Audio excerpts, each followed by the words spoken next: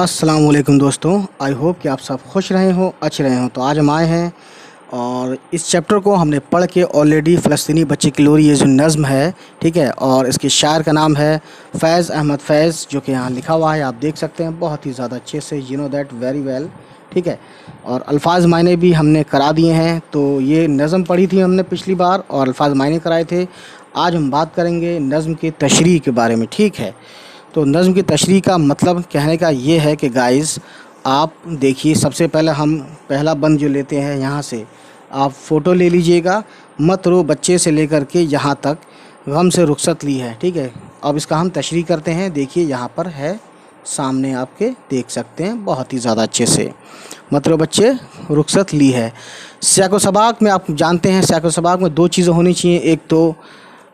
एक तो नज़्म का नाम, जो कि फ़लस्तीनी बच्चे के लिए लोरी। एक तो नज़्म का नाम ये है, ये होना चाहिए आपको जब भी आप सियाक़ो सबाक़ लिखें कभी भी किसी भी एग्ज़ाम में। और उसके बाद शायर का नाम, जो कि है यहाँ पर फैज़ अहमद फैज़, ठीक है, और जो कि यहाँ लिखा हुआ है बहुत ज़्यादा अच्छे से, ठीक। फैज़ इनका तख़ल्लुस है। तख़ल्लुस का आप समझ सकते हैं, ये जो निशान है ये होता है तख़ल्लुस, ठीक। तो गाइस, अब इसकी तशरीह करते हैं, ठीक है। तो ये सियाक़ो सबाक़ इस तरह से है कि ये अशार नज़्म फ़लस्तीनी बच्चे के लिए लोरी, और ये इन्वर्टेड कॉमा 2 लगाया है और स्पेस नहीं दिया है इन्होंने, यानी इन्वर्टेड कॉमा के जस्ट छोटी ए के बाद इन्वर्टेड कॉमा है, यहाँ पे स्पेस नहीं है, ठीक है, से लिए गए हैं, जिसे फैज़ अहमद फैज़ ने लिखा है। फैज़ यहाँ पे तख़ल्लुस है। फैज़ साहब एक बहुत मशहूर शायर हैं, you know that very well. अब देखते हैं तशरीह। देखिए गाइस, बहुत अच्छे से आप देखेंगे, ठीक है। तो तशरीह में देखिए, ये है तशरीह बंद जो मैंने अभी दिखाया है, आपने ले लिया होगा फ़ोटो, आई होप। नज़्म के इस बंद में शायर ने फ़लस्तीन की जंग आज़ादी में शहीद होने वालों को याद किया गया है। बच्चे के माँ बाप, भाई और बहन सब शहीद हो चुके हैं। शायर बच्चे को तसल्ली देते हुए मुस्कुराने की तलक़ीन कर रहा है, यानी कि वो ये चाह रहा है, वो एक तरह से ज़ोर दे रहा है ना। शायर कहता है, ए बच्चे तू मत रो, तेरी अम्मी की अभी आँख लगी है और अभी तेरे अब्बा ने अपने गमों से निजात पाई है। यानी बच्चे के माँ और बाप दोनों अबदी नींद सो चुके हैं, यानी दुनिया से जा चुके हैं, मर चुके हैं, ठीक है। मरने के बाद इंसान को खुशी और गम का कोई शऊर नहीं रह जाता, ज़ाहिर है डेड बॉडी हो जाता है फिर इंसान। इसलिए शायर ने कहा है कि अब उनके गम ख़त्म हो गए हैं, उन्हें अपने गमों से छुटकारा मिल गया है। तो इसीलिए मरने की वजह से गमों से छुटकारा मिल गया है, दुनिया में जो भी थे उनके साथ, ठीक है।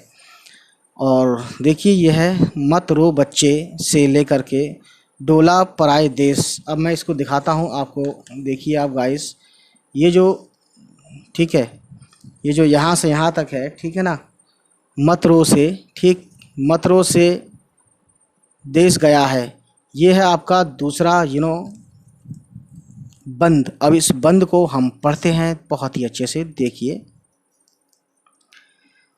सियाक़ो सबाक़, ये अशार नज़्म फ़लस्तीनी बच्चे के लिए लोरी से लिए गए हैं, जिसे फैज़ अहमद फैज़ ने लिखा है। तशरीह बंद 2, अभी जो मैंने आपको दिखाया।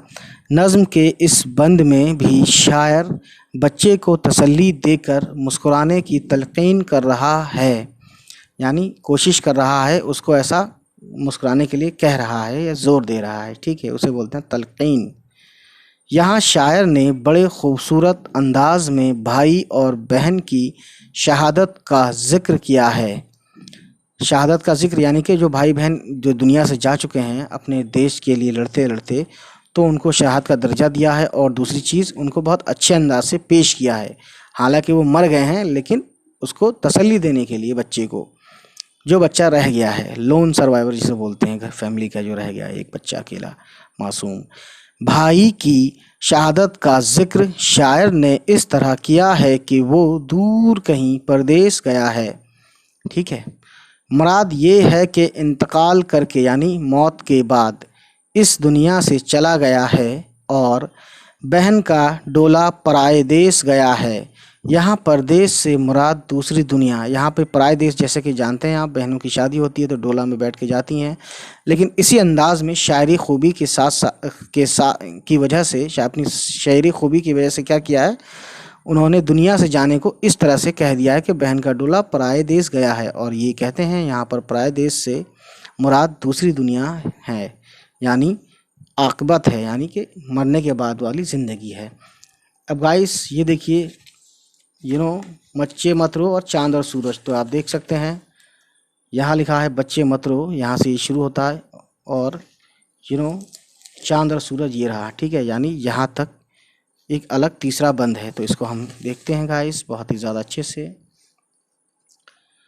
तो इसमें देखिए गाइस, सियाको सबाक वही अशार, ये अशार नज़्म फ़लस्तीनी बच्चे के लिए लूरी से लिए गए हैं, जिसे फैज़ अहमद फैज़ ने लिखा है। तशरीह बंद 3 जो भी मैंने आपको दिखाया, ठीक है।